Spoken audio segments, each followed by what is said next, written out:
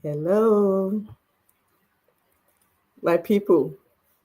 Good morning, good afternoon, good evening, good night. Whichever one is, some people say, oh, what is good? What is good about the day? What is good about the night? What is good? My people say that Ndubisi, that is life is supreme. If you are alive and breathing, that means we can change anything that is going on. Yes, you are able to do that. My name is Equi.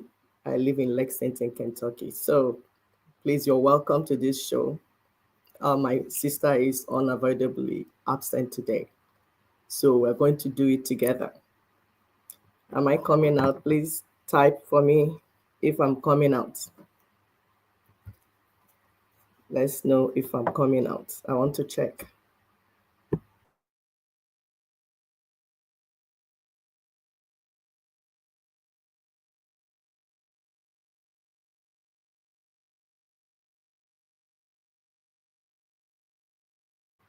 Welcome, welcome, welcome, welcome, welcome.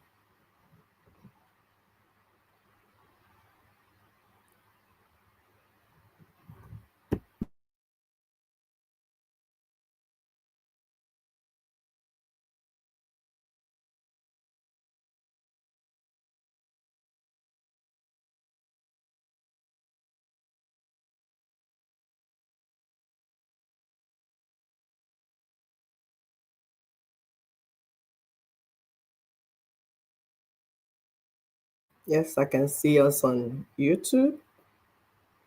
I don't know about Facebook. Maybe there's a delay. Type something, let me know if we're coming out, please. You're welcome.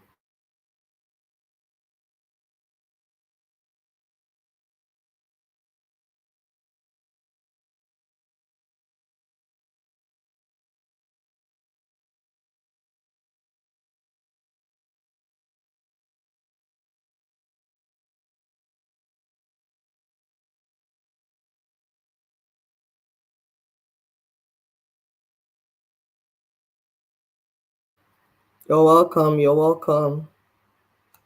Trying to set up. I'm alone today. My sister is not here today. Please log in. Log in.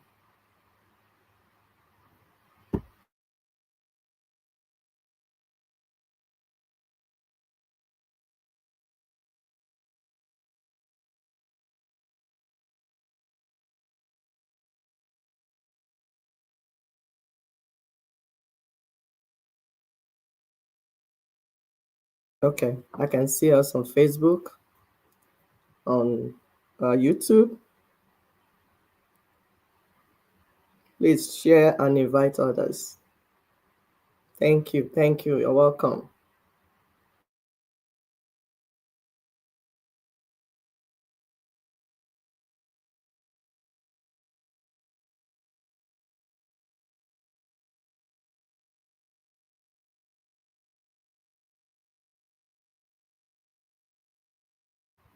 So while we wait for others to join, let's try and pull up music so that we can play. Please let me know if I'm coming up and if the volume is okay. Thank you. I can see some of you coming in. You're welcome. You're welcome. If you're seeing this video for the first time, this is Daughters of Truth. Here, this is one-stop platform or show for all your self-determination and liberation information, all the needs. You want to know what is going on all over the world. We go around, bring all the information, and then come here, put things together so that it will make sense, and then we'll tell you the solution. So we don't lament on this platform. We are not here to regret or cry or worry or get angry because all those things do not solve any problem. However, we will tell you what the problems are, connect all of them for you, and then direct us to the solution, which is Nina's self-determination proposition, and break it down for us in such a way that we understand it and be part of the program and part of the campaign and the project. All over, you can see what is happening in Africa. So you can be part of it, but you need information. So please invite others, share, like, subscribe, everything that you need to do. We can see a lot of followers on Facebook. Please, those following us on Facebook, can you try and subscribe on YouTube also, because YouTube is doing a good work. You thanks to YouTube suggesting topics and things to us. That means they're paying attention to what we're doing, they're recognizing the work we're doing. So we're here to make things get better. That's our assignment. That's what we come here to do. So please continue to share, like, and subscribe. Let me pull up our music so that it will play in the background while we wait for others to join. Thank you.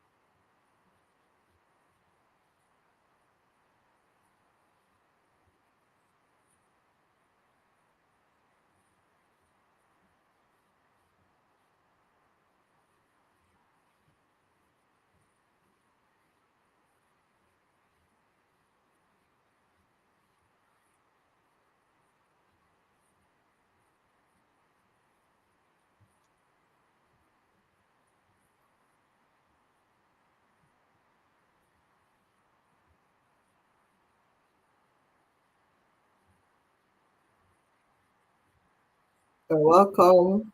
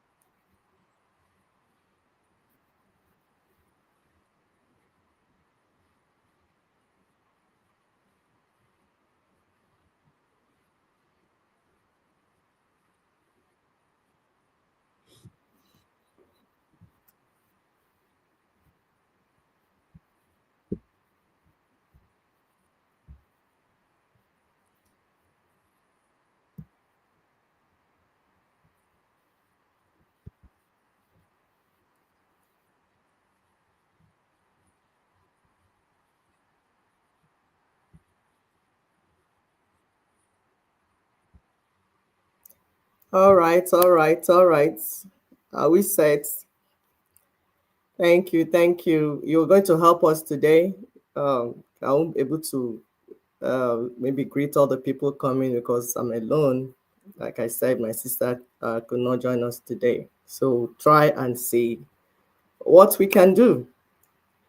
Thank you so much. I can see you sharing. Thank you. Thank you so much. I might not be able to call your names one by one, but as we get on, we'll see what we can do and what we cannot do. So the topic today is the legacy of our ancestors inspires and empowers us.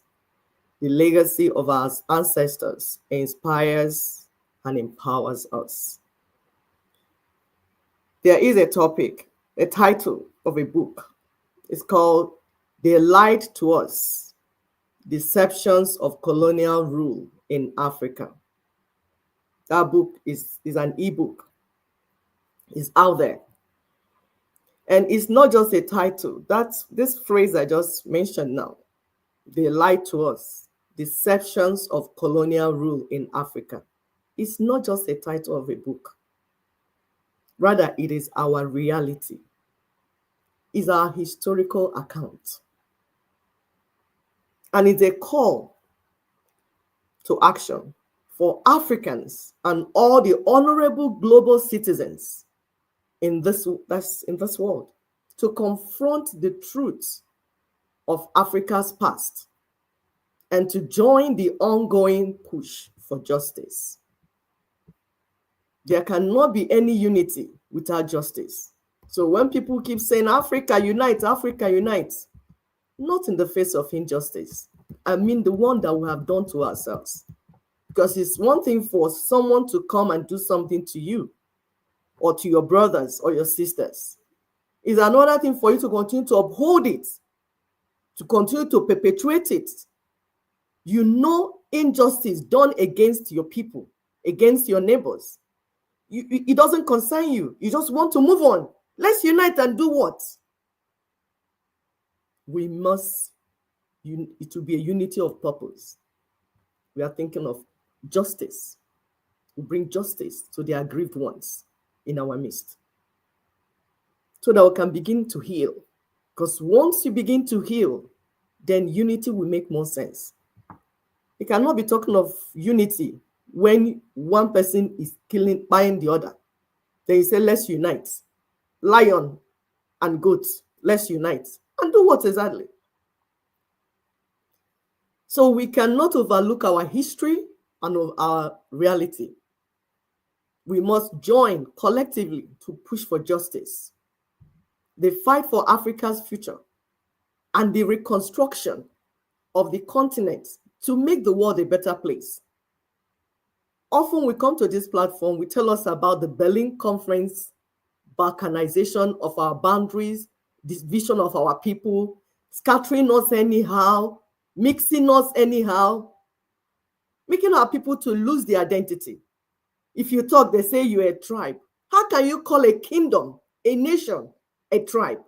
In Africa, nations are called tribes. In Europe, they're called nations.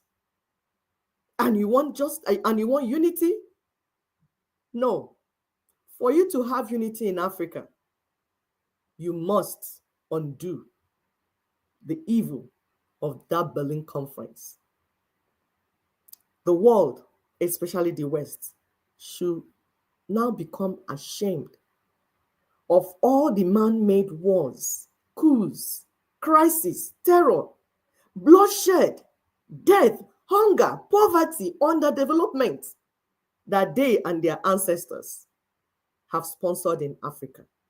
We can't overlook them. We can't just say, okay, it doesn't matter, then let's move forward. Move forward to where? Where are you going? They are sponsoring one or few, some of us in our midst, to buy others. Then you say, let's unite. These things have to be addressed.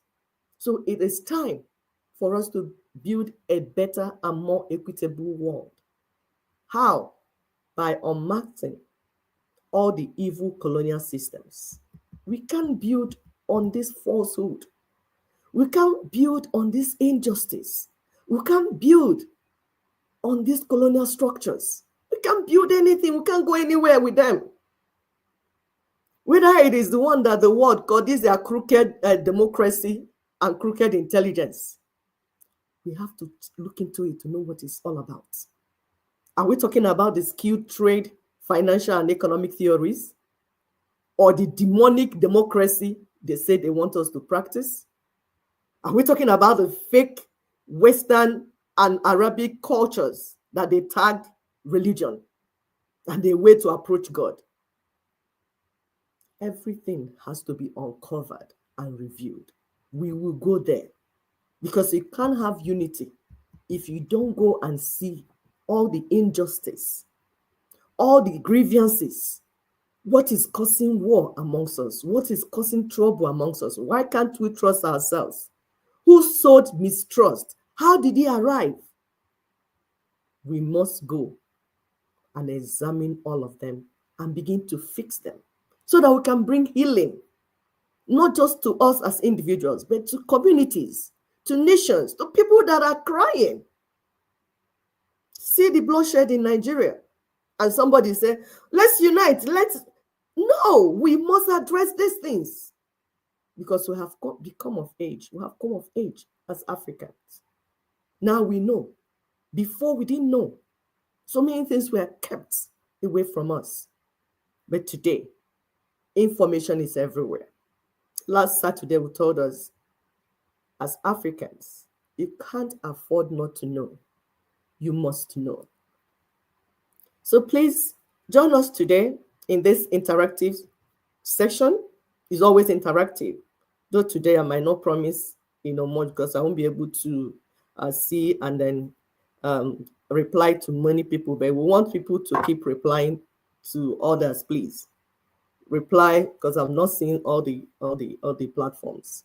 So join us today because ours in Africa is a legacy of truth, a legacy of love for humanity and pursuit for communal liberty, communal peace, communal happiness, communal prosperity. The colonial monsters are the ones that taught us about individual well-being against communal well-being. But all that is changing now because we have seen it's not working.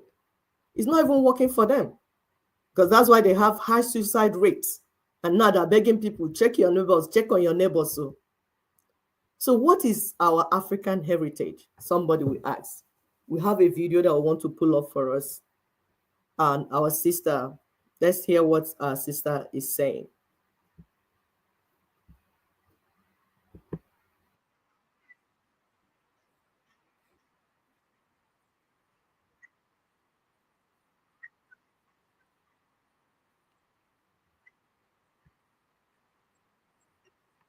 So hold on, please. I don't think we're seeing the video. Let me see. No. Sorry about that. I know we're not seeing the video. So let me pull it up. Let me pull it up. Hold on, please. Continue to share. Continue to share.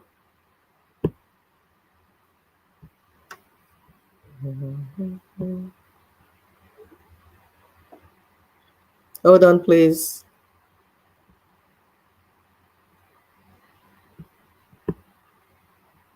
Let me get which one it is. Yeah. Okay. See it here. All right. Hold on. The reason why most huts in Africa are clustered together, or in Uganda specifically, why they are built close to one another is very simple. One of them is community. Community is something very paramount in most African villages, and that's why houses are close to one another, besides also being it that we are extended families, so houses are built close to one another. So you find that establishes community in a way because you take care of your neighbors, bring food to your neighbors, take care of your neighbors' kids. You kind of watch over your neighbors' back. Community. My neighbor's child is my child, and my child is my neighbor's child. That's why most of the houses are built close to one another, because community is the way to go. I don't know where we would be if everyone took care only of themselves without having to watch over one another. The reason why most huts in Yes, you heard it. You can see the huts. Because anything we say, there's evidence. Because we want to begin to tell our stories. The things that we are seeing, still seeing today, gives us an idea of how our ancestors lived. We lived together. Why did we live together? Why did our ancestors live together? Somebody will ask. So that we can support one another, love one another. We were not a people killing themselves or destroying ourselves. If not, we wouldn't have lived together. We have evidence today. When you check how we lived together, you can see we have houses together. We are not living different. It's the colonizers. That one we live in one forest. The other one we go to one big forest. Go there, live all by himself or herself in isolation, sometimes with animals. That's not how we lived. We lived in communities so that we can support one another. Our existence was all about community, hospitality, respect, hard work, family, and we thrived. Even leadership. Leadership in ancient Africa was not about power. It was not about one man's power. Hey, you are so powerful. It wasn't about power. It was about serving the people. In Igbo culture, we say Ohaneze. That's the people and the king. But now, unfortunately, the kings have been conquered. We are just left as Oha, the people. And you know what? Power belongs to the people. So we will do what we need to do to fix it. We're talking about our legacy. We said our legacy inspires us. Our legacy empowers us. Because these things are not hidden. If you go to some places where those things are still there, you will understand why our people made it that way, why our ancestors made it that way. We'll pull another video. And then, I hope I can find it. Yeah, hold on, please. It's talking about African heritage.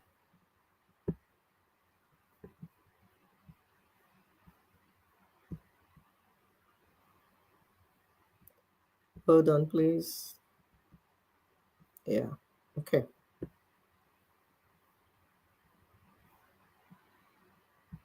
African heritage.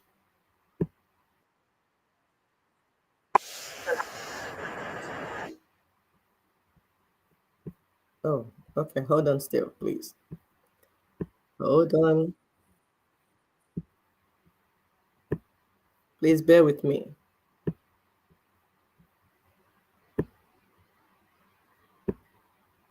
Bear with me. I'm struggling with my technology today. All right.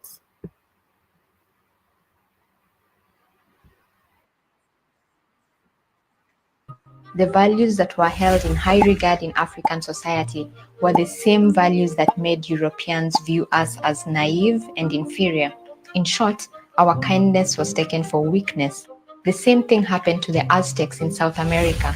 After Christopher Columbus's first voyage, he described the natives as so naive, so free with their possessions.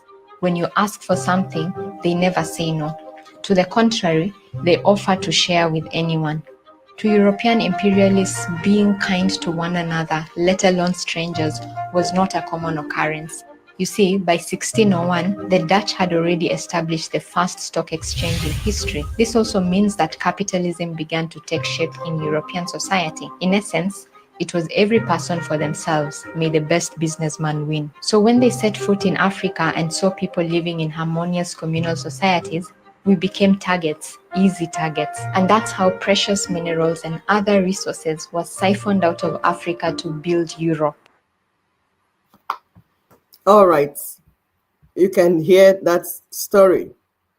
how it was and what they did when they came. They saw us welcoming strangers, showing kindness to human beings, to one another. Our idea about stranger was, okay, this person is coming from a far place. It must have gone through a lot to get to us.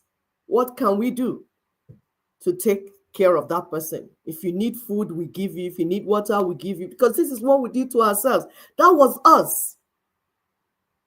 But these monsters looked at it as being gullible, being stupid. And what did they do? They took advantage of everything and ruined everything. That is where we are today. But it's not too late, because my people said, Ndubisi, if you have life, then you can make changes. So I'll pull up some pictures because we want to see, so what happened when they arrived?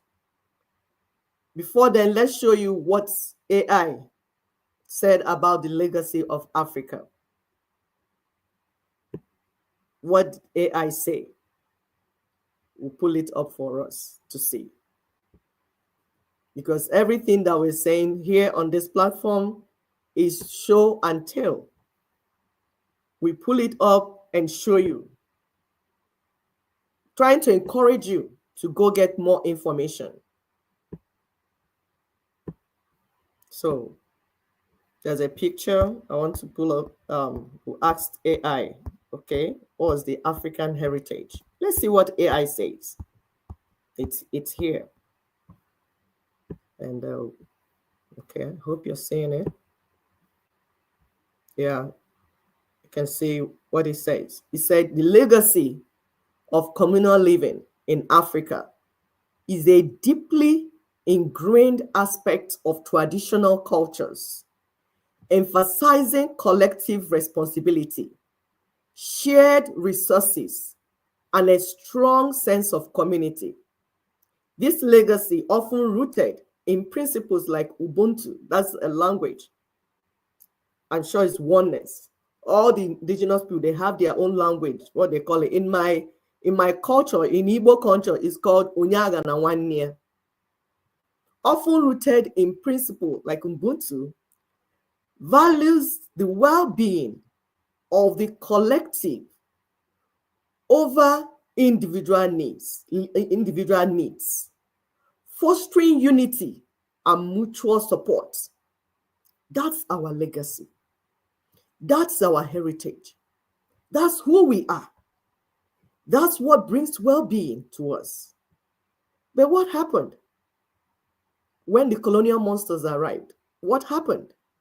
Let's see. Let's see what they did when they arrived. When they came in and saw, because they say, okay, if something is not broken, don't fix it. We were not broken. We were together. We were functioning. They didn't like it. What did they do? Look at what they did. They taught us evil. They broke the way, they stopped the way we look at things. These are Black people carrying the white man. They taught us that kingship or leadership meant power and subduing the people. That's the interpretation of democracy. That's the interpretation of leadership, of government. Take over everything, steal everything from the people, and make the people poor so that they will be subjects to you, and you will be the leader. They will carry you up. You can't even walk on the ground. You are so highly elevated that you can't even use your leg. My people have to be carrying you. That is what they brought to Africa. Let's see another picture. You see? Yeah, you have to be bridge. You are the one that walk inside river, carrying them across. We are showing these pictures. All these pictures are online. But pictures say a lot. Just looking at the picture, you will begin to understand what our people went through. Look at that man. See what he's doing with the women. They took our women, took our everything. They didn't stop there. You're showing the face of colonialism and neocolonialism in Africa. the meaning of colonialism in Africa. Look at this. They use their cults, their culture, their tradition to replace our own in the name of their bringing religion to us. They are bringing way to reach God. You just look at this picture. If you saw these people amongst our place, wouldn't you call them witches? See idol worship that they brought to you as a way of knowing Chukwu Okike. Our people knew God before the white man came. We called him Chukwu Okike. That's the creator God, the one that created. We knew before they brought Bible to us. We knew all these things. Our way of living was more of love for humanity, love for nature. But they brought these cults. They lied about everything. If they tell you white, go and look, it's black. If they tell you black, go and look, it's white. Have you seen this? Look at these people. If our people ever dress this way, they'll say, these are witches. Witches. But look at this, what they're doing. And we're telling our people, anything they tell you, these people, anything they tell you, do not accept it. Go and look at it again. Go and have a second look to be sure that what they're saying is true. Don't just take it at face value. No, don't. Because it might mean something else. Anyone telling you to accept Jesus as your Lord and Savior without addressing the issue of how the colonizers made God to become white, how the colonizers made angels to become white, all the heavenly beings, they made them to look like them. Why teaching our African children that they look like the devil, that they look like demons, and they will be born in hell because they are criminals? So anyone telling you about Christianity and not addressing this issue of identity, how they used the identity of God to suppress our people, to put inferiority complex, to market white supremacy to our people. Don't listen to them. They are criminals. They are colonial puppets. Run away from them, because they are all interested in building business empires. The genuine ones who have to address this thing that we're saying, this issue that we are raising. The genuine ones will address it before they begin to preach any gospel to you. There's no good news if you have not addressed why these people brought their cult, brought their tradition, their culture, and imposed on our people, made our own inferior, made their own superior, so that they can steal our resources. If you're not going to address it, then you're not ready for people to accept whatever you're preaching to them. We'll pull up another video. Our sister, Dr. Arikana, she said something in one of her presentations. He said, they defeated us where it mattered most. That is the mind. The mind. So bear with me. Let me pull up that video. Pull up the video so that we watch together and we see what they did to us.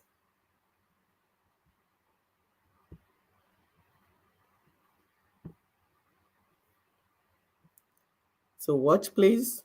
The world now sees us as an afterthought, a side piece, rather than an equal partner, the supplier of all the resources they need to exist. So please pay attention. Thank you. You see, they defeated us where it matters the most. That even things that we have the ability to change, we are afraid of changing them. You see, when the Europeans first came to Africa, they brought us religion.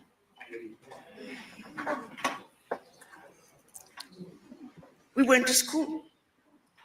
They taught us about the colors: orange, yellow, green, white. And then we went to church. And they taught us about a human being called Jesus Christ. And they talked about the angels, and they talked about who are in heaven, a place we all want to go to. They're beautiful, they're angelic, they're desirable. And oh, by the way, they're white. And oh, by the way, we are white, like the angels. But remember, in school, they told us this was white. But never mind how we look. We may look rather pinkish, but don't disregard that. We are white believers.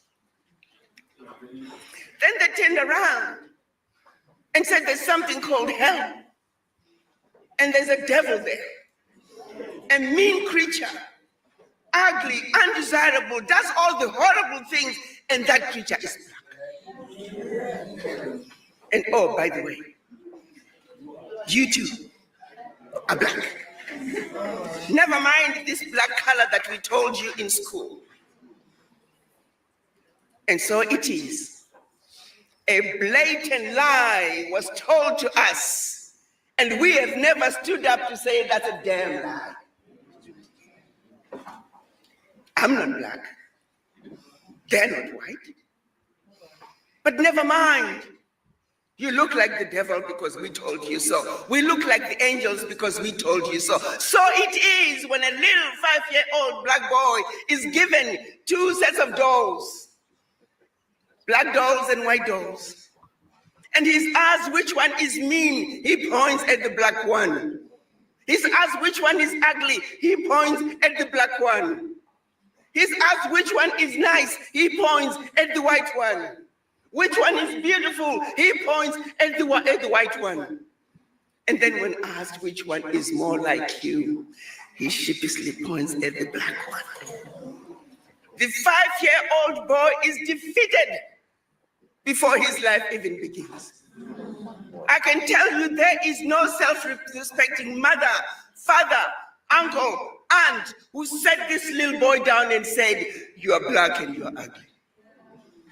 But somehow, there are subliminal messages that this boy just knows it.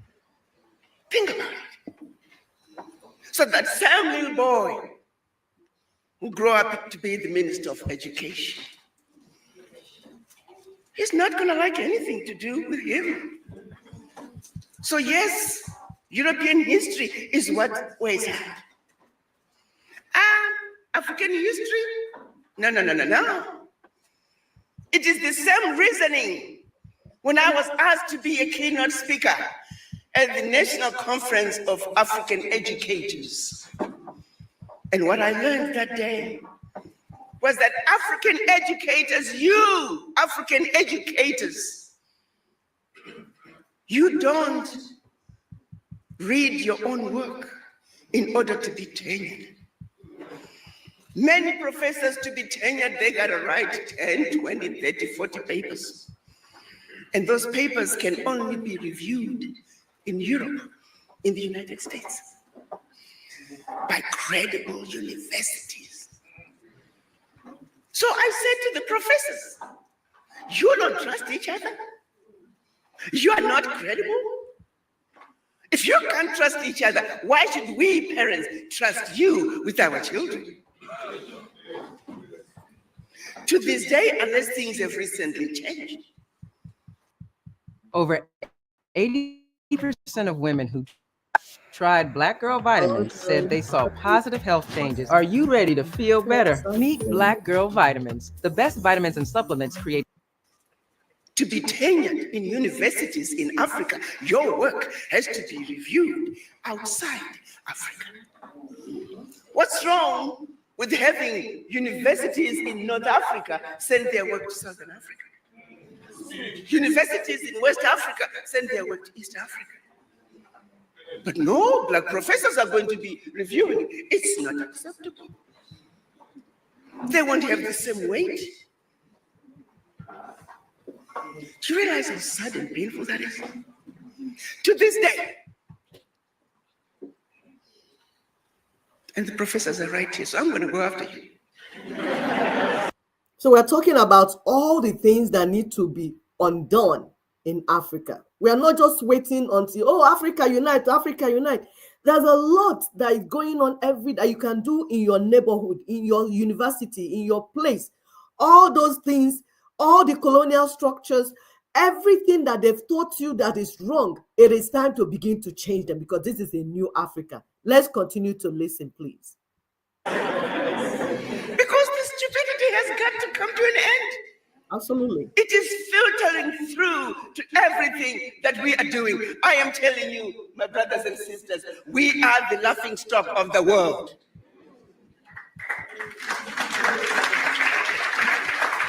They know what they're doing to us is wrong. Exactly. I was a speaker at one conference of journalists. And I asked, I said, why do you guys lie about Africa? Why do you publish stories that are blatantly wrong and you know it?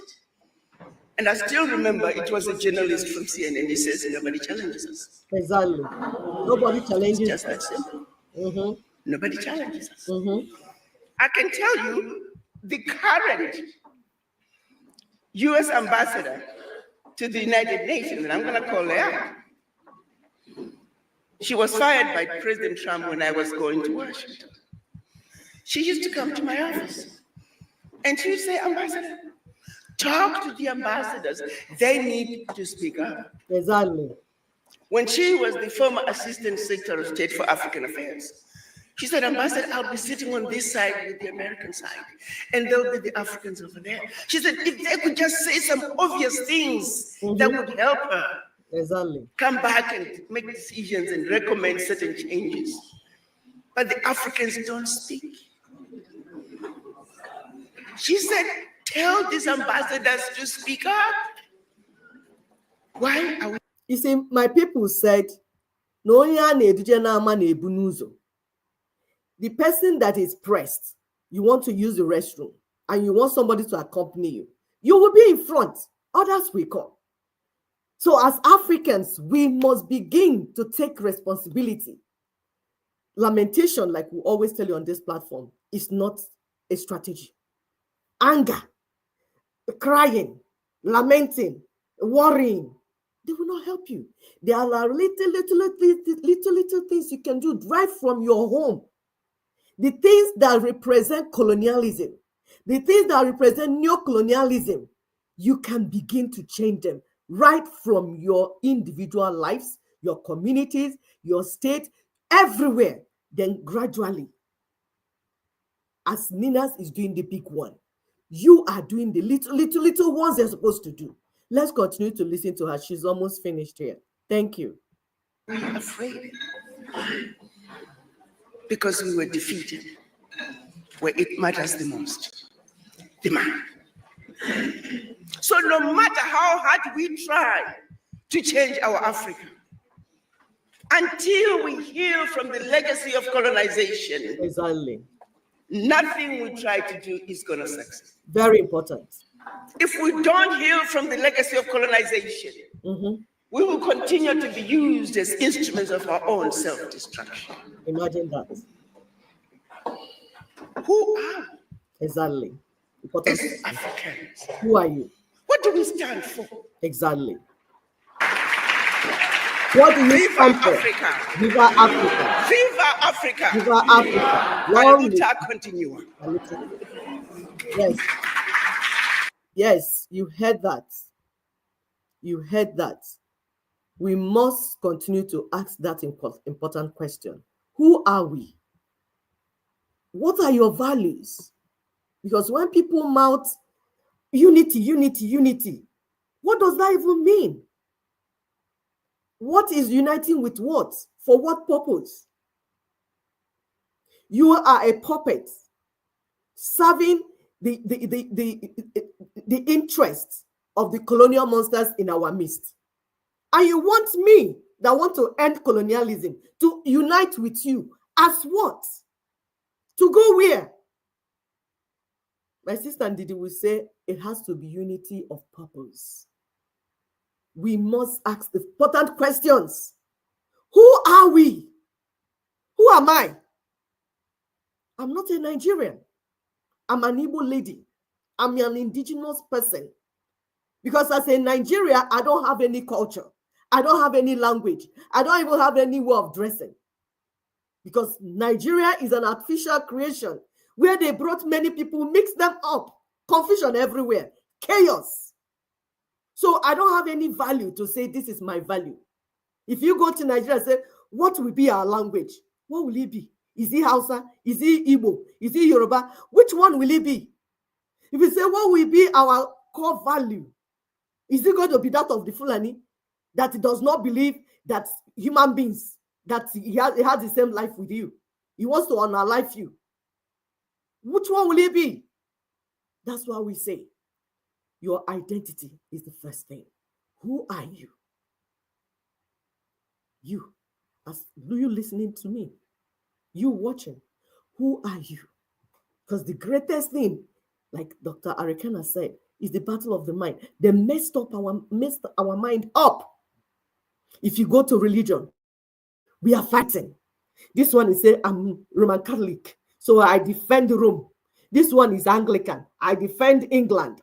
This one is a winners, I defend Adeboyo, Abiyoyo, whatever they call themselves. This one is Deeper Life, I defend Kumuyi. This one is what are that? Redeem, I defend Adeboye. This one is that. It divide and conquer, divide to conquer. You are confused. You don't know your identity. You don't know your values. Even the Bible, that when you read, it means one thing. They pieces it to make it have 20 meanings. Confusion everywhere, chaos everywhere. So if you're talking about unity, you have to begin from asking important questions. Who are you? Who am I? So that we'll know how we're uniting. I can't unite with somebody that believes that human beings are not born equal. That in their religion, they hold it a duty to honor life anybody that does not believe what they believe in. They hold it a duty to be wicked. You're not practicing my own religion, so I have to honor life you. How do I unite with you? So you see, they divided us to conquer us. So if we want to go back, we must go back to the legacy that we inherited, the legacy of our ancestors. Yes, I know they told you about things about your ancestors. Well, that's what I'm saying. Some people don't know their ancestors. I know my own ancestors. So how can I unite with you when you don't know where you're coming from? You don't know your heritage. You don't know what your people did. And you don't know. They lied to you. You embrace the lie. How do you want me to unite with you? So the first thing is for you to find out who you are indeed. That's all the lies they told you. You begin to find the truth about your existence, the truth about the existence of your ancestors, the people that got the land where you're living, the people that made researches, got the food that you're eating, those healthy food that you're eating, all the things that they taught you in your idioms, your proverbs and everything, the wisdom of our ancestors. You have to start from there because that's where it's going to begin from. Like we said, we are empowered. We are inspired by the legacy we inherited from our ancestors. I don't know about you. How about you? Because some people, so their ancestors, of course, like the Fulanis, their ancestors, spy people. So it's understandable if you don't want to identify with them, but it's not the same thing with all of us. That is why core value is important. We'll pull up another video for us. It's still by our sister. Sorry, what came up? It's still by our sister, Arikana.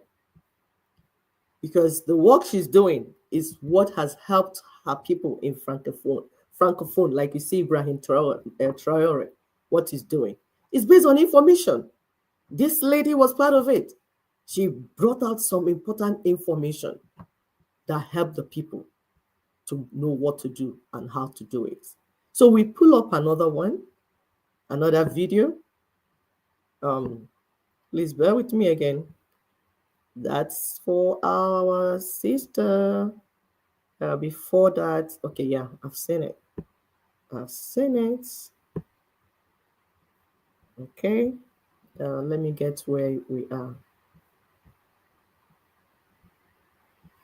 Hold on, please. Hold on. We were given fake independence. We were given independence by name. The multinational companies that existed during colonization, they have never left Africa to this day. Never. To what extent are we going to continue to be stupid? Mm-hmm. To what extent are we going to continue to be used as instruments of our own self-destruction? To what extent are we going to stand up and say enough is enough? And once again, let me reiterate, we apologize for what we have done to our Africa. We apologize for failing to defend your Africa like we should. But all is not lost. Yes. So it is as I traveled around the United States and the Americas, and I would talk about what was happening in Africa. To my surprise, the Africans, but Ambassador, the African leaders are corrupt. I get it. We have some that are corrupt, but we also have some good leaders. But the question is, what kind of a president do you have who has given up natural resources, who has given up financial resources, who has given up control of it? What kind of a leader is that?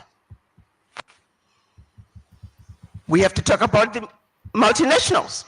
Yes. In addition to that pact, in addition to the constraints that are being put on African leaders, in addition to the fear of having coups and African leaders being eliminated when they try to do that which is right for their people, we also had to deal with the multinationals that never left Africa since colonization to this day. We too must call them out. Yes. Because they too are another axis of evil. Mm-hmm. They are robbing Africa to the tune of trillions every year. They use safe havens to hide their returns. They are using illegal means to loot out of Africa. Look at DRC. You have tarmacs in the middle of the jungle. 747s flying into DRC, picking up minerals and flying right out of Africa. And this is happening all over Africa. You have NGOs that are sent to Africa not to help you. NGOs that are coming to Africa to make sure that they continue to destabilize your countries by any means necessary. Neo-colonization is colonization that simply changed clothes. Mm-hmm. As we talk about our Africa and what is ailing our beloved continent, as we talk about institutions of higher learning, it is important that children, you understand the three axes of evil. Yes.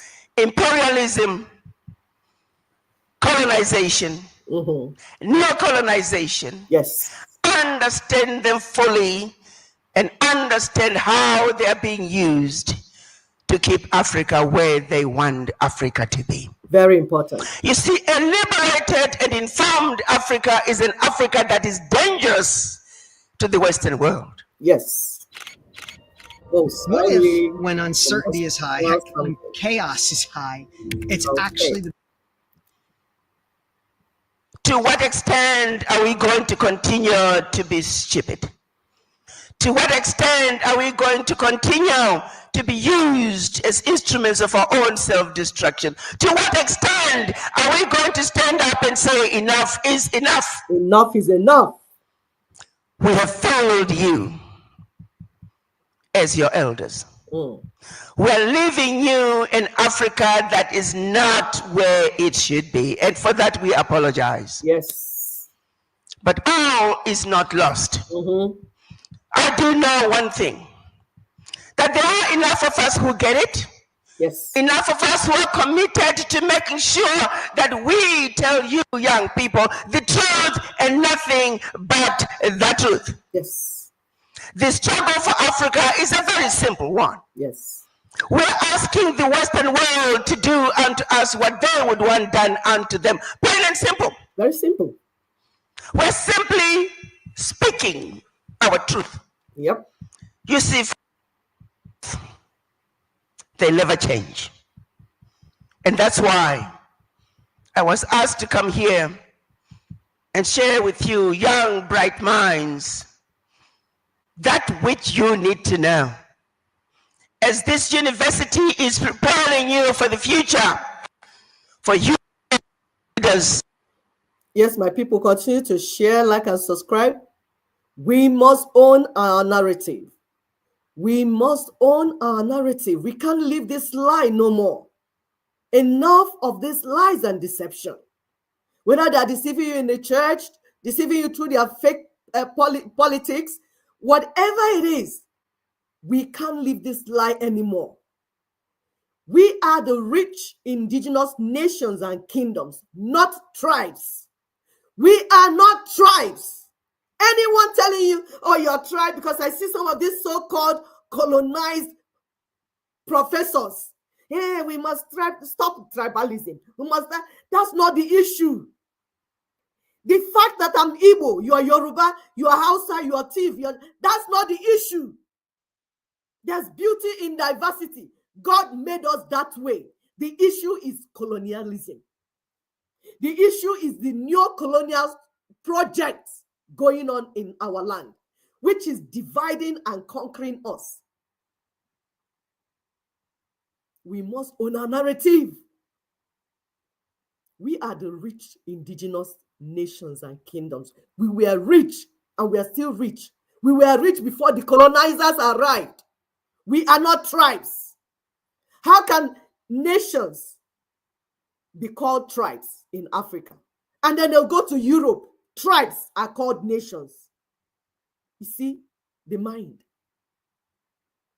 We can no longer allow China, America, Russia, Britain to dominate our story. We have mouth. There's a reason why we have mouth and we have intellect. We must change the narrative. Thank you. Continue to share, like, and subscribe. Continue to invite others. This is important. It's an important conversation. We must have this conversation because our people are dying. Yeah, they say we'll be using some words. They are on our life and our people as we speak. So all these things must be addressed, must be uncovered and undressed, brought to the table and discussed. We must discuss them. We don't have choice at this time. Let's continue to listen to Dr. Arikana, please. Thank you. Of tomorrow, you must be armed with knowledge and understanding of who you are. We have a responsibility to empower you, remind you that you are the mothers and fathers of humanity. Own your power. We must let you know what your power is. You are a black woman. That's your power. Own it. Yes. You're black men. That is your power. Own it. Yes. You are an African. Yes. That is your power. Yes. Own it. Stand on the tallest mountain and proclaim to the world who you are, the proud, the beautiful, intelligent, sophisticated, highly adaptable, and totally indestructible African. That is who you are. That's our legacy. That's who we are. Let no one lie to you any longer. That's who you are. And no one can take that away from you. Never. Unless you allow them to do so. Exactly. Understand what the World Bank is doing in Ghana.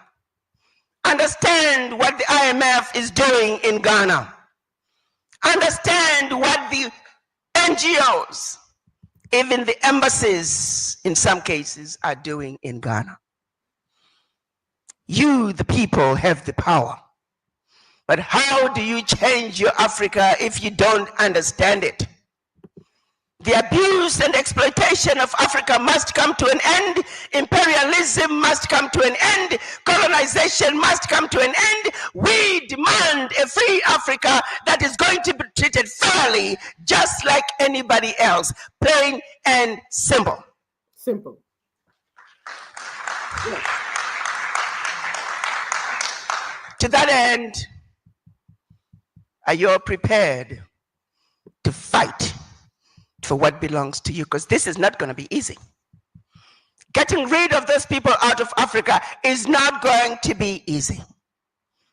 It's going to take a deep understanding and a commitment to fight. It is a crusade. Make no mistake about it. It is not for the faint at heart.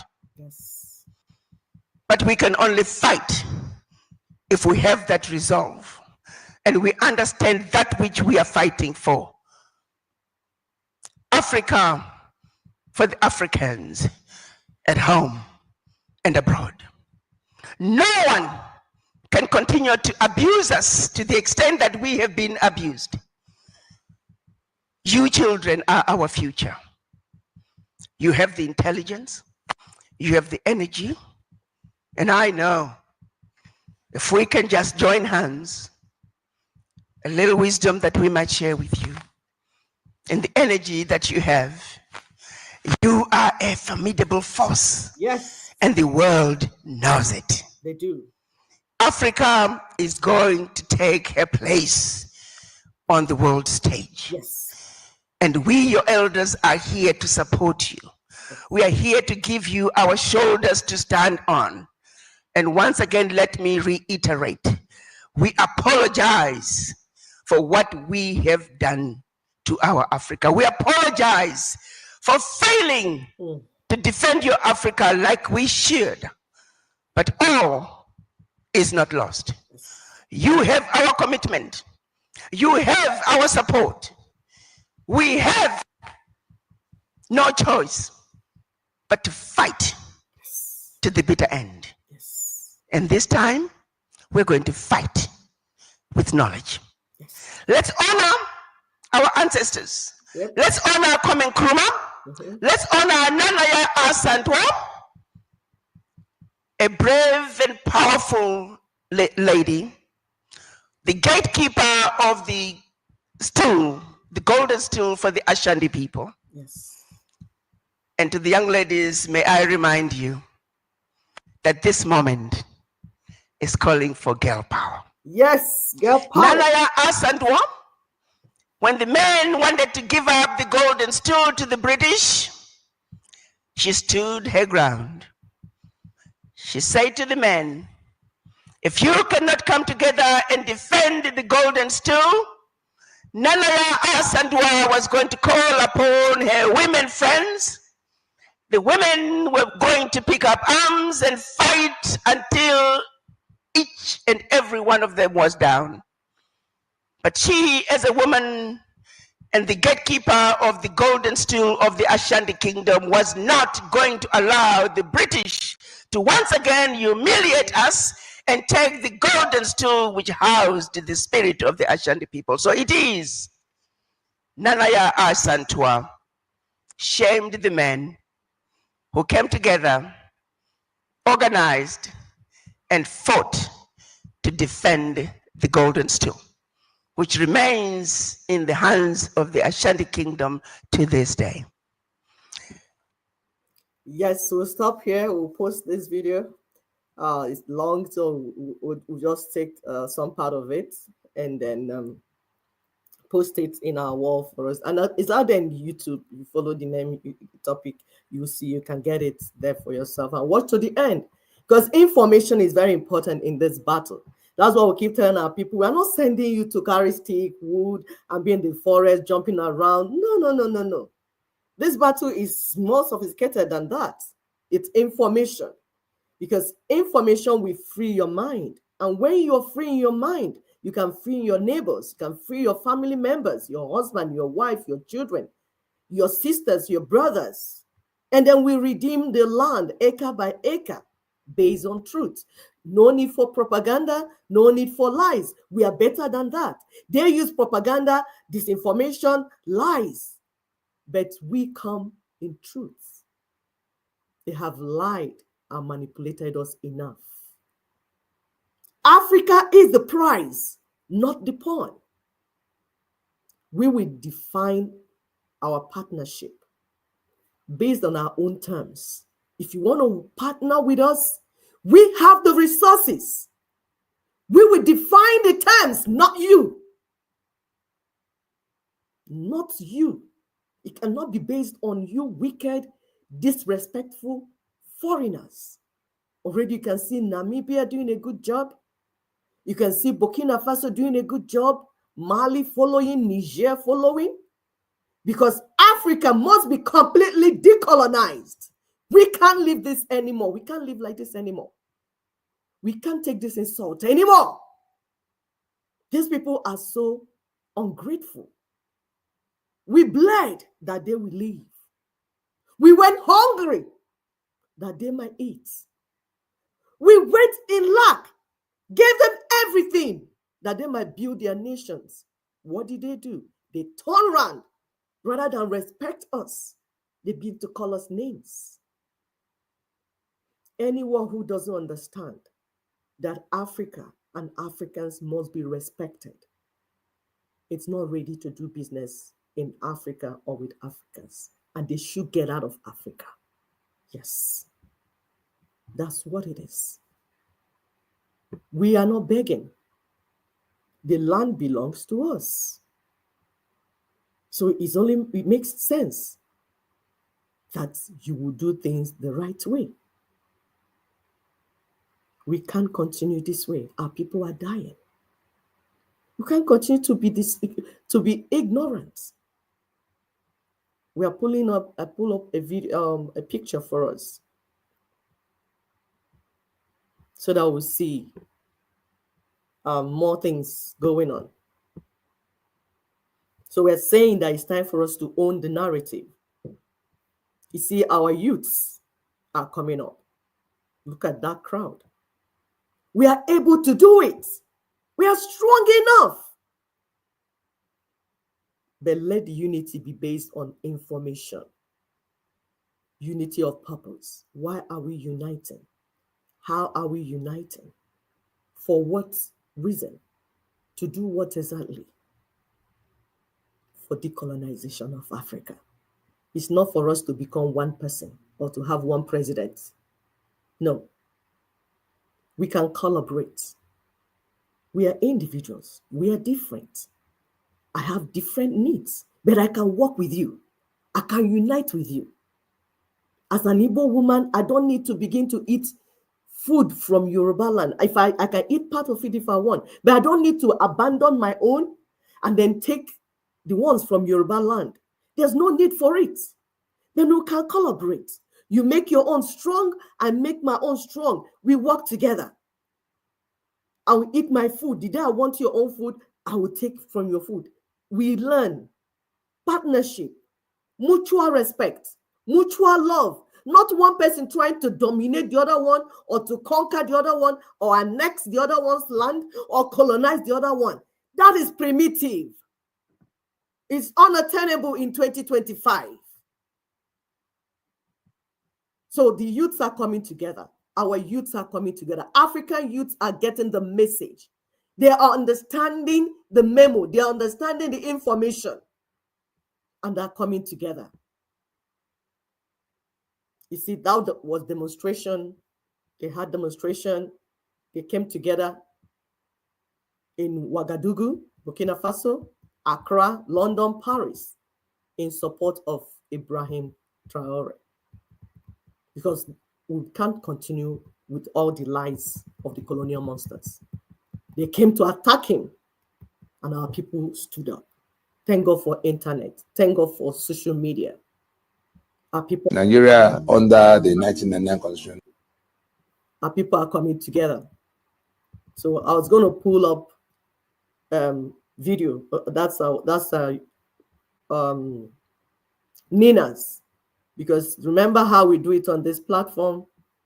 We go get all the information here and there, what is happening elsewhere, so that our people will have a broader perspective. Because what is happening in Nigeria It's not local. It's all over. And it's the same template. The same thing they did in South Africa, the same thing they did in Namibia, Burkina Faso, everywhere. The same enemy, just different name, different uniform, different appearance, but it's the same strategy. Take you away from your identity, take you away from your land, take you away from everything about you and impose their own on you. Why? So that they will have access to your land and see the resources in your land. If you refuse, they unalive you and your people, sack your community, give your community a different name so that you don't have tie to that community. When you don't know your name, how do you know where you're coming from? How do you know where your heritage is? How do you know to defend your land? You see, they are intentional in all their evil ways. If your fathers and mothers were made to become colonial puppets, you can't afford to carry on with that legacy. It's time to switch the legacy to that of the great ancestors, your great ancestors, the ones that fought and died to save the land that you still have. Until, unfortunately, they were overpowered. But you know what? Things are different now. Things are different now. You are now empowered. You have information. You have more information now. You have caught up with the colonizers. You have, yes. And you are even better. So we are bringing it down to where Nigeria is so that we can play the video for you. This is Nina's video. Listen, please, pay attention. Of course, Nina's website is there for you to have all the information that you need. This is the most exclusive and intricately detailed analysis of what was, what is, and what will be about this contraption, this thing, this Nigeria, something that you people call a country, Nigeria. We must stop this manipulation. We must stop this strategic deception by the political and religious cabals, the Fulanis, the Westerners, the colonizers. It is our responsibility to stop this that is going on.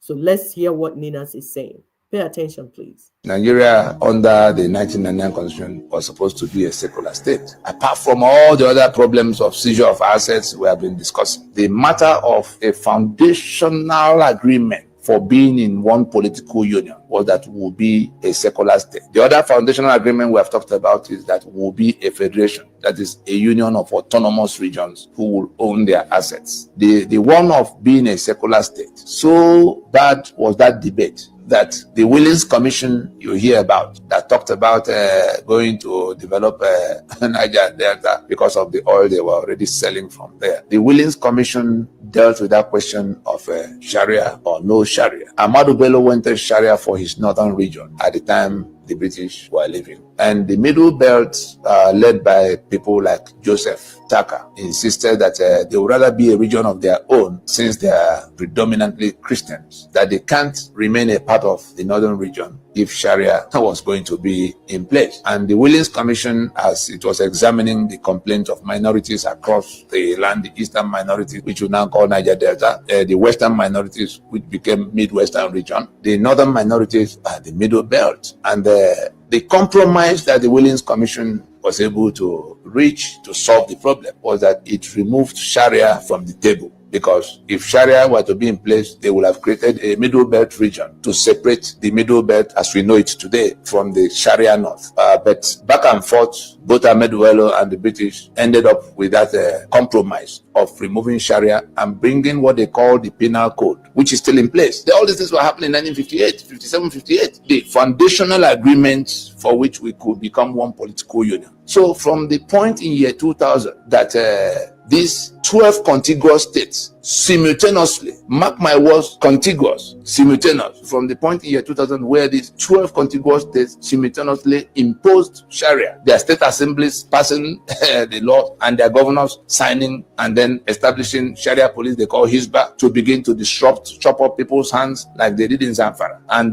disrupting people's businesses all around. You see where they destroy beer bottles and knock down with all kinds of things. People from the rest of the country, the southern part of the country, had to relocate from those places because they could no longer function there on account of Sharia that had been imposed. From that point in year 2000, they had seceded from the secular union. And what is that provision in that constitution that makes us a secular union? Section 10. The shortest section in the entire constitution is section 10. That says the government or the federation and that of a state shall not adopt any state religion. It's as straightforward as that. There's no meaning you can attach to it.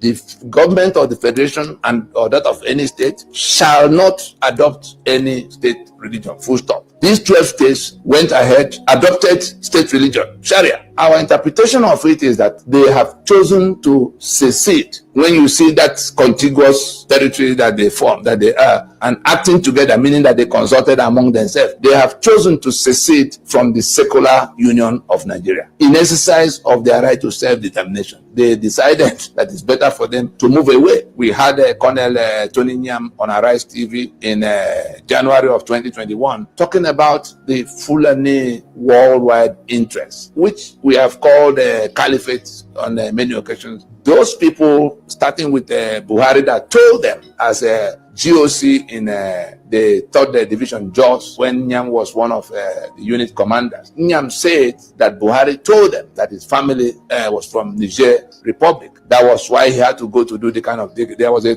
cross-border, a trans-border operation against, fundamentalists who had ventured into the Nigerian territory. They chased them against the instruction, against the insistence of the Shagari that was president at the time. And, he was now explaining to the officers under him why his own stake in this matter that he took it that far. He said yes, that most of his family are from Niger, but that he has settled in Nigeria, and for the time being, he had to defend and his allegiance was with that Nigeria, and that he won't sit here and these people come to set the whole place on fire. And so now that we know that Buhari family roots are in Niger Republic, of course we know the one of Abacha and where he comes from in the Chad area, and the whole number of them, we can now understand why refineries are being built in Niger Republic, why we now have to go and buy petrol from Niger Republic. We can now understand why railway lines are running to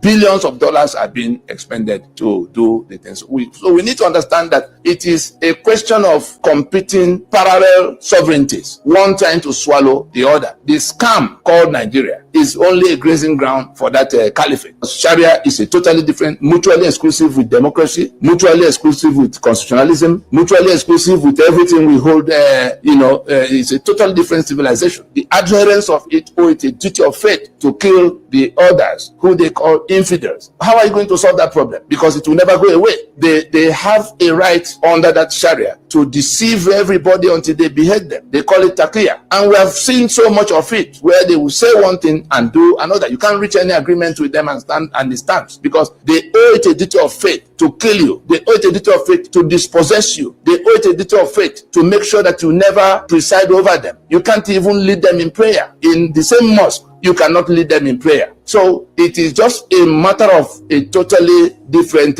civilization that cannot cohabit with democracy, that cannot cohabit with constitutionalism, that cannot cohabit with secularism. They have seceded from the secular union of Nigeria, and the rest of us will be placing our lives in danger if we do not end that union and draw the line so that they are no longer able to come to our spaces the way they can come now. They've been coming under this constitution pretending we are still in the same union. Nigeria, as defined by the 1999 constitution, has become a criminal enterprise and now a danger not only to us, the indigenous nationalities, but to the global community. We saw the UN rapporteur that came in 2019 to investigate the extrajudicial killings, blood all over the place. What's the problem? Government is killing, Boko Haram is killing, Hezman is killing, what's the name again? Kidnappers killing. The UN was wondering what's going on in the place. They sent their special rapporteur, and that rapporteur Dr. Agnes Kalamat. People can Google this and invest to check it. In September of 2019, that UN rapporteur to Nigeria, special rapporteur to Nigeria, came out with a verdict that the constitutional arrangement of Nigeria is like pressure cooker for injustice. It's our constitution that is responsible for all the blood flowing all over the place, for the poverty capital we have become, and that is now a danger to the global community, because the 200 million people that are here, if Nigeria snaps as it's bound to snap, if these things are not immediately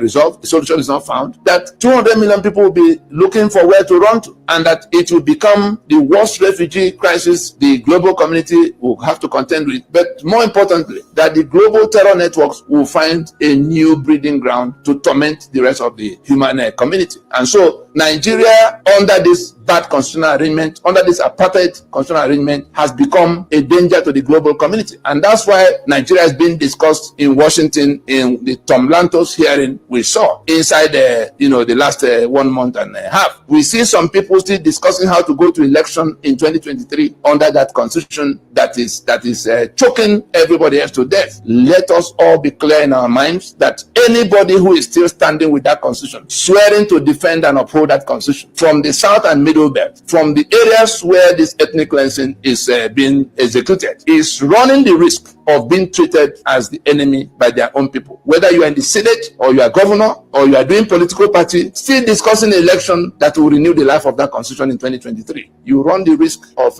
coming at the receiving end from those who are being killed under that constitution. Okay, you've heard it. You've heard it. What then is decolonization? What does it mean? When you hear decolonization, what does it mean? What does it mean? We want to pull another video for you, a short clip to define decolonization, to tell you what it means. What does it mean? Because they're already doing that in Burkina Faso, for those that don't know what is going on. So listen to this man. We'll break it down for you. Pay attention, please. Decolonization. So in Nigeria, when we say we don't want to go, we don't want let's suspend the issue about 2027 election. We have terrible things to fix. The foundation, so many things went wrong. The system, the colonial system that we are practicing will not take us anywhere near peace or development or prosperity. Let's fix it first. Some people are already doing that. Burkina Faso is doing that. For people like some of our journalists that don't know what is going on, what is happening in Burkina Faso is decolonization. We've told you on this platform. We broke it down for you before. We said 2 ways of revolution. You can have military revolution, or you have the people. Depends on what is your own peculiar problem. In Burkina Faso, they were able to do it that way. But in Nigeria, we have tried that before. When Nzogu, the young military people, 1966, and their colleagues tried to do it, it was sabotaged. Things didn't go well because it was the same problem they were trying to solve that we have still to today. It's colonialism. Then they didn't even understand it as much as we understand it today now. If they did, they would have known what to do because information then was limited.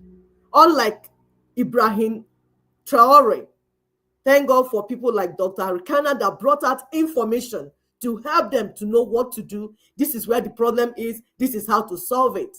So please, let's pay attention. Listen to this man, and then you hear what we're saying.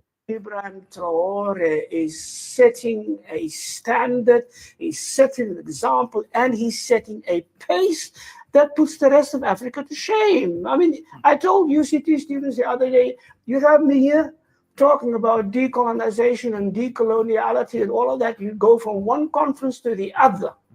But are we doing anything about it? I don't see Traore calling conferences. I just see him making decisions and say, what decoloniality is this. I'm taking our control of our minerals. I'm taking control of this, taking control of that. I'm switching our allegiances because I find more possibilities here than I do there. I'm walking away from France. I'm breaking the ties and the chokehold of coloniality through France in my country. I'm giving my young people new opportunities and giving them a new vision. He's a young man with a vision. No other African leader. Well, maybe now those who are being awakened by him. But that kind of singular vision, that kind of singular dedication, that kind of way, you say, if I want to create a revolution that serves my people, I first have to learn to love my people. Yes. He has that. I sense that in Sankara. I sense that in the leaders. I sense that in Julius Nyerere. Ibrahim Traore is... Yes. You have to love the people first. That's the first step. So what does it mean in Nigeria? We must stop the dangerous state capture that is going on. You can say it. It's not hidden. Thank God for Ninas. Ninas have done 25 years work to put these things together and organize, because organization is very important. If you don't organize it, Yoruba person might think is Igbo doing, Igbo might think is Hausa doing, then the enemy will take advantage of that. That's why it's important to organize everything, put it file by file, step by step. Say, after this one, we do this one. After this one, we do this one. So that nobody will feel like, oh, I'm being intimidated, I'm being marginalized, they will take my land, they will take my resources. No. Under Nina's proposition, nobody is taking anybody's land or anybody's resources or marginalizing anybody. We are trying to take care of all the grievances. They used years to put these grievances together, and everybody said what they want. It's okay. If we have true federal system, it will address all this problem. But right now, what we have is state capture.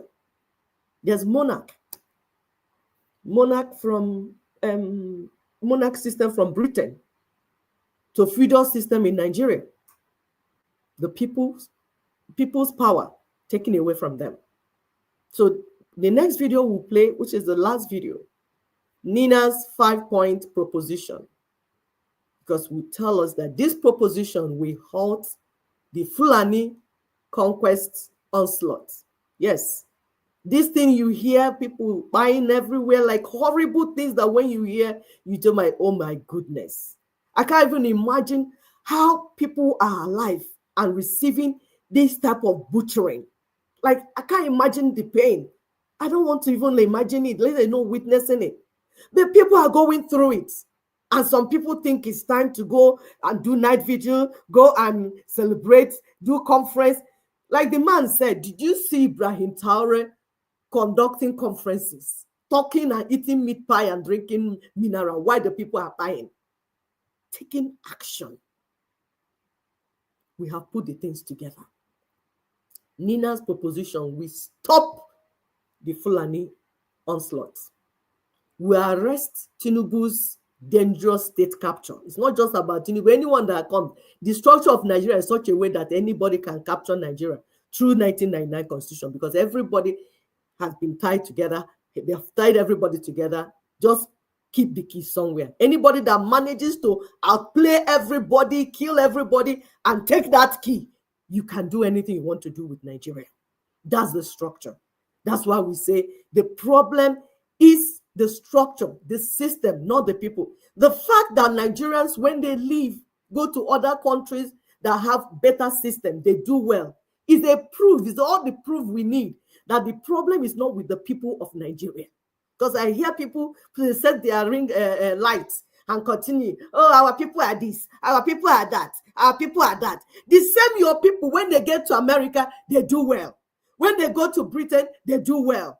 Why is it that it's only in Nigeria that are not doing well? Can't you see that is a system? So this video we play, it's about Nina's 5-point proposition. They're breaking it down. Like we said, it will stop all the things you're going through. It will compel wholesale renegotiation and reconfiguration of the distressed, inverted Federation of Nigeria. Because what you have today is not federal system. What you have is inverted system. The victims of this unitary Nigeria must now adopt these propositions as their demands and enforce them by halting the doomed voyage to 2027 elections in rejection of the 1999 Constitution. I heard the Koiki Media the other time calling on Yoruba people, explaining this thing to them. And it makes sense. That's what we want the people to do. People like Njenje, what's his name? Do all these people that are making money with the blood of our people, pretending not to understand what is going on. And people are dying. Every day they will come and use the people dying to get YouTube viewership. And everybody will come and lament and cry. And the YouTube will pay them. Facebook will pay them. And they will buy new car, buy new house. Then the next time they look finer. Iha we go bara. You know the truth, but you don't want to tell the people the truth. Because if you tell the people the truth, you hate this work you people are doing. Where else? Which work are you going to do? But you're just being selfish. Because there will be other things to do. Can't you see what is happening in Burkina Faso? You have other things to share. If our people stop dying, you will have other things to do to create your content around. You must not create your content around the sorrow and the blood of our people. So what you're supposed to do is to explain to the people that if they can halt this voyage to 2027, we have told you, even if you want to do 20 general elections, get president, 200 president, go to heaven and get Angel Michael to come and become the president of Nigeria. What is happening will be happening. It will be getting worse. Because the problem is not about voting. The problem is the system you're operating. The inverted system, the inverted federalism, the unitary federalism that you're operating. It is colonial structure. So you need to end colonialism first. You need to end the neo-colonial project before you move. The alternative is chaos. Because it will get to the point where people will not know what else to do, and they might take laws into their hands. And we don't want that to happen. So please, no, it's been long, but let's listen to Nina's so that you understand precisely what you're supposed to be doing, what Nina's want us to do. We, the indigenous people that want change, that want things differently. Pay attention, please, so that we will understand. Thank you. Those that come to say, oh, restructure, we do it this way and not that way. The Nina's 5-point proposition is the only proposition on the table that identifies the problem in specificity. The unitary constitution of Nigeria that identifies the solution to decommission that constitution, that identifies the mechanism for applying that solution. That is to suspend the elections, go into transition to rework that constitution. That's the mechanism for that decommissioning. The number 4 of the proposition is a strategy for activating that mechanism to say, look, let the victims of this constitution insist that they won't go to another election as a mark of their rejection of that constitution. And therefore, be the ones to come in a 2-stage procedure to work out the replacement. It is not the business of National Assembly. The question of constitution making is far beyond the mandate, the legislative mandate of National Assembly. Anybody in the National Assembly who is discussing constitution on your behalf is holding on to your sovereignty, and they're telling you they now own you. They are now the owners of the sovereignty. That you voted at the election it has become reason why they are now the owners of your lives. They can decide what will happen to you, whereas you are the one who sent them on an errand, and they went and joined the enemy to wreck you, to kill you, and share your blood. That is what they do every month in Abuja. They're sharing your blood. And so, in the 5th proposition, we say a time-bound announcement what we're inviting the people of Nigeria to do today is to adopt those 5 points of proposition, because that is what will take the matter from start to finish where we are now. Yes. There's nothing that is going to stop those who are tormenting you from carrying on in 2027. Is it the police that will repent and come and join you in how to topple them in election? Is it the INEC that have been sharing with them for many years that will repent and now begin to count your vote? Is it this judiciary we have seen that is going to repent and now declare the truth, declare the law? We've seen that they have gone worse than they have ever been. And so all of what you need to bring about any change, if you don't define it by yourself, you have to define the change. It's not enough to come and say, oh, we want change. Oh, we want revolution. What is it that has to be done to bring about that change? What is it that has to be done to compel the renegades that are now have hijacked the powers of state? In an election, we saw how it went. And this address goes to all of those who subscribe to that constitution, who subscribe to elections under that constitution, because their stupidity has led us to where we are now, in which millions of people are distressed. That stupidity, by that small number, has become the reason 230 million people can perish. Their life is already ruined. Many are dying off. Others are running away to even more serious danger than Nigeria is. You saw the ones in Libya. You saw the ones going to Asia. You saw the ones that managed to get to UK. They're telling them now that they have to be deported. They have to be taken to Rwanda or wherever. Go to the US and see the pandemonium.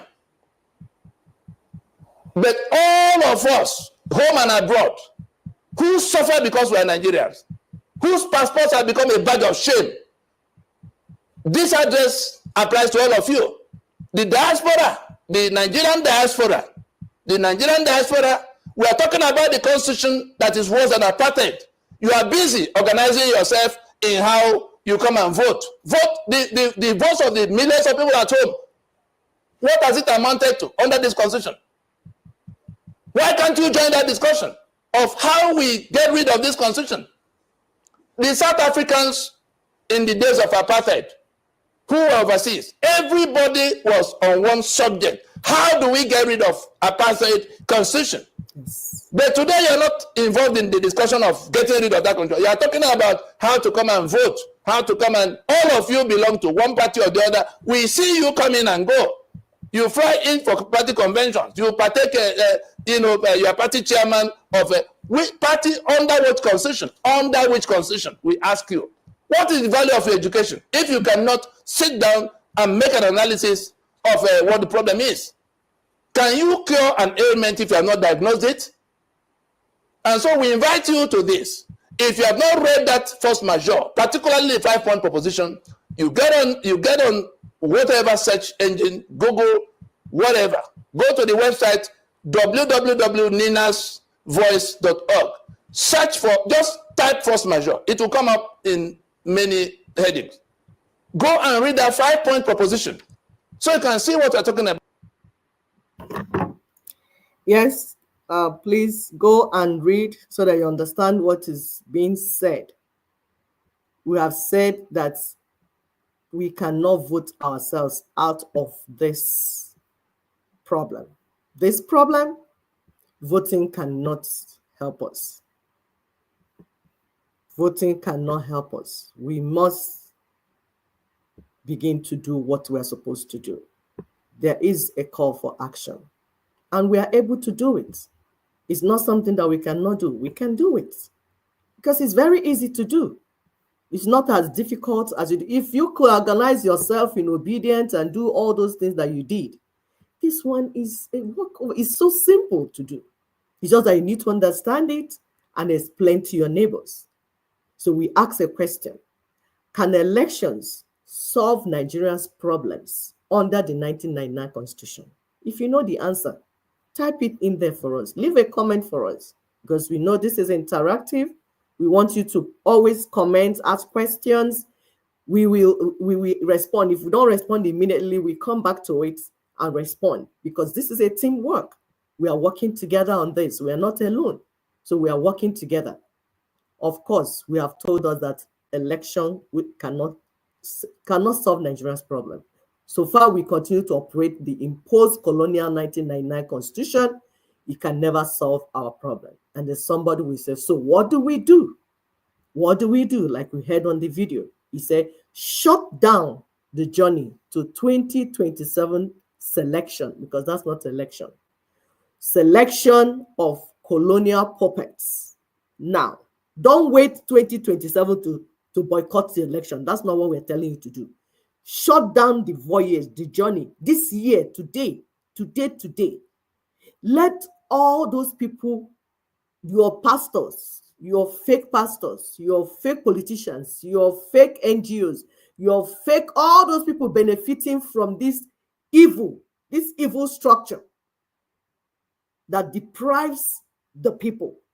You can see them. They're the ones that keep telling you, no, nothing is wrong with our Nigeria.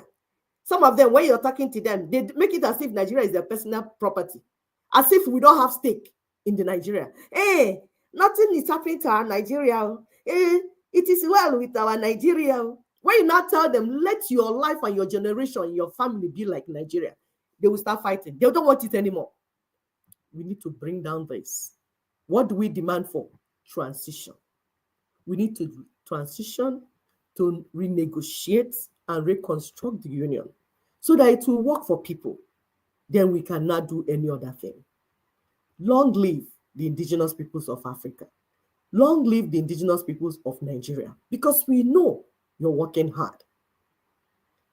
Like we said before, the fact that Nigerians do extremely well outside Nigeria, where systems work, shows that the masses are not the problem.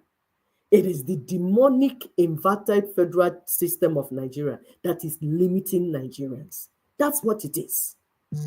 So we have an announcement to make. Invitation to town hall. This conversation we told you is 247. It continues on other platforms. It's just on Saturday we come here to break some things down for our followers and members of our truth community, because we are building a community, people that seek truth and not evil.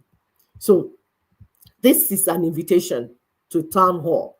Somebody will say, okay, when is the town hall? Tomorrow. That's Uchenna's X Space. We'll try and put the link. I think I posted it on our wall. If it's not there yet, I will post it.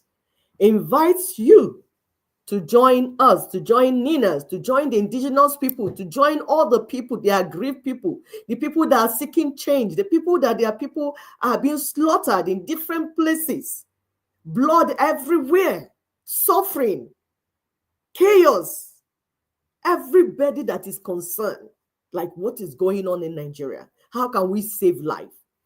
Please come. Uchenna's X Space. Tomorrow, May 4th, 2025. Time, 7 p.m. Nigerian time on Twitter Space for the scheduled meeting on the State of the Union discussion. Ninas continues to have this State of the Union discussion. And tomorrow's the topic is, can elections solve Nigeria's problems under the 1999 Constitution? In other words, can we vote ourselves out of this mess under the 1999 Constitution? Of course, the guest speaker is our own brother, Nina's spokesperson, Mr. Tony Nadi. So, Nigeria under the 1999. I've played before. So that's what it is. And try and be there. And thank you for hanging in with me. It was a struggle getting all the things coordinated and everything, but I think we did it. We have come to the end of the show. And thank you, our wonderful people. Those that will stumble on this video after now, please watch, share, try to subscribe. Because when you subscribe, it will build a community. And AI and YouTube, they're recognizing our work. When we cite, we see certain information coming out and know it's coming from this platform and Nina's, of course. So the work is moving and it's spreading. So it's spreading. We want to make the world a better place, and it's possible to do it. We can do it on this earth. We are not going to wait for our people to buy and then they go to one heaven that is in the head of some people suffering from religious psychosis. We want to live well here on earth. If there's anything, anywhere you will go, after that you can now go. But here, because other people, we are seeing other people living well, there's no reason why we shouldn't live well. So we are able to live well and we can make the world a better place. Please join us in this move. Thank you so much. We appreciate you. We next week, by the grace of God, will be here. I believe my sister will be available. Thank you so much. Love you all. Bye. Bye. Let me put it here. Okay. Bye.